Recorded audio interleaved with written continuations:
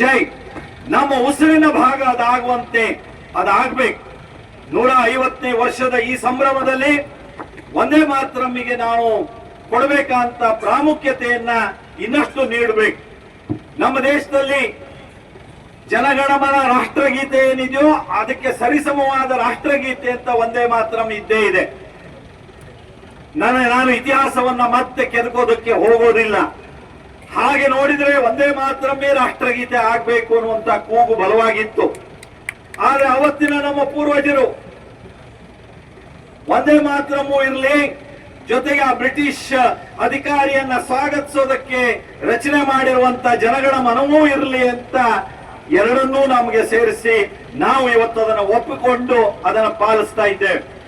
ಬಂಧುಗಳೇ, ಸ್ವಾತಂತ್ರ್ಯ ಹೋರಾಟಕ್ಕೆ ಒಂದೇ ಮಾತರಂ ಕೊಟ್ಟಂತ ಕೊಡುಗೆ ನಮಗೆ ಅದು ಸದಾ ಪ್ರೇರಣೆ ಅನ್ನೋದನ್ನ ಮತ್ತೊಮ್ಮೆ ಹೇಳ್ತಾ, ನಾವು ಈ ಒಂದೇ ಮಾತರಮನ್ನ 150ನೇ ವರ್ಷದಲ್ಲಿ ಮತ್ತೆ ಕಂಠಗಳಲ್ಲಿ ಒಂದೇ ಮಾತರಂ ಆ ಹಾಡು ನಮ್ಮಲ್ಲಿ ಪ್ರತಿಧ್ವನಿಸಬೇಕು.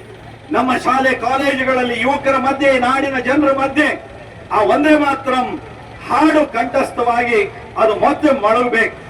ಆದ್ರೆ ಆ ಒಂದು ಘೋಷವಾಕ್ಯದಿಂದ ಸರ್ದಾರ್ ವಲ್ಲಭಭಾಯಿ ಪಟೇಲ್ ಅವರು ಭಾರತದ ಏಕೀಕರಣಕ್ಕೆ ಕಾರಣರಾದರು. ಸ್ವಾತಂತ್ರ್ಯದ ಪೂರ್ವದಲ್ಲಿ ಸರ್ದಾರ್